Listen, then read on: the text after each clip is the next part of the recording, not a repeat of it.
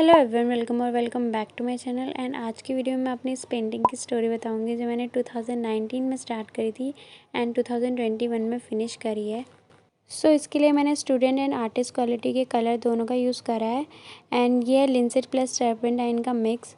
And जो brushes use करते हैं ऑयल पेंट्स के हार्ड होते हैं थोड़े। एंड देन मैं गाने लगा के बस करने लग जाती हूँ। एंड जो स्किन टोन्स के लिए मैं कलर यूज़ करी हूँ वो ये है, एंड मैं स्क्रीन पर मैंशन कर दूँगी।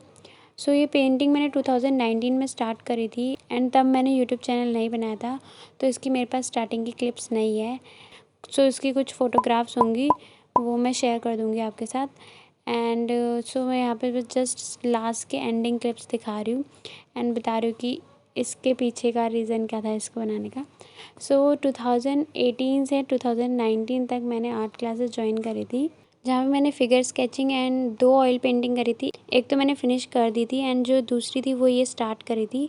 जब ये आधी बन गई थी तब मैंने छोड़ दिया था वहाँ पे, क्योंकि मेरे 12th के बोर्ड थे तो इसलिए मैंने छोड़ दिया, क्योंकि पढ़ाई पे भी फोकस करना था।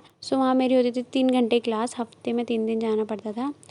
बहुत सारे लोग पूछते हैं कि आपने कोई आर्ट क्लासेस ज्वाइन करी है, तो मैंने हाँ करी है, 1 साल की करी है, जहाँ पे मैंने फिगर स्केचिंग सीखी है एंड वाटर कलर की नहीं करी है। वाटर कलर के लिए स्पेशली पूछते हैं, वाटर कलर की मैंने कोई क्लासेस ज्वाइन नहीं कर रखी थी।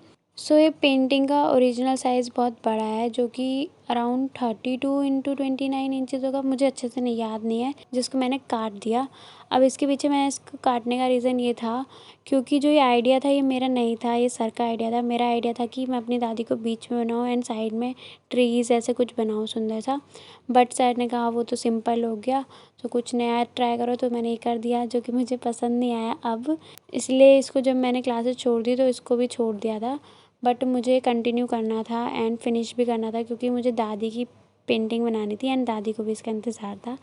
इसलिए मुझे फ़िनिश तो करनी थी, बट बाकी बैकग्राउंड मुझे करने का बिल्कुल मूड था। बैकग्राउंड भी मैंने 2 बार चेंज करा, जो क्लाउड से पहले मैंने बना लिए थे पर वो दोबारा चेंज करा क्योंकि एकदम बेकार लग रहा था वो। फिर मेरा मूड ही नहीं बना इसको बनाने का। फिर मैंने इसको फ़िनिश करने का सोचा एंड मैं सोचा कि दादी की कंप्लीट कर लेती हूँ एंड देन उसके बाद इसको कट कर लूँगी मैं ओनली दादी को, फिर उसको फ्रेम करवा दूँगी। मैंने कुछ ये सोचा। तो कई लोग क्लाउड्स कई लोगों को बहुत पसंद आ रहे हैं। हाँ, मुझे भी पसंद आ रहे हैं। अब मुझे नहीं पता इसका करूँगी क्या, पर देखते हैं क्या कर सकते हैं।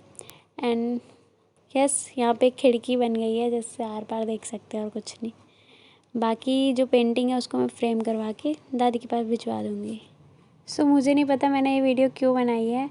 बस मैं आपके साथ एक स्टोरी शेयर करना चाहती थी। एंड यस, वैसे ही मेरी ऑलरेडी बहुत सारी पेंटिंग इनकम्प्लीट पड़ी है, तो मैं नहीं चाहती थी कि एक और आ जाए उसमें। एंड हाँ, कभी कभी अपने दिल की भी सुन लेनी चाहिए, कभी कभी वो भी अच्छी बातें बता देता है। दिल की सुन के मैंने इसे काट दिया बस। बस ये कुछ बताना था and thank you for watching.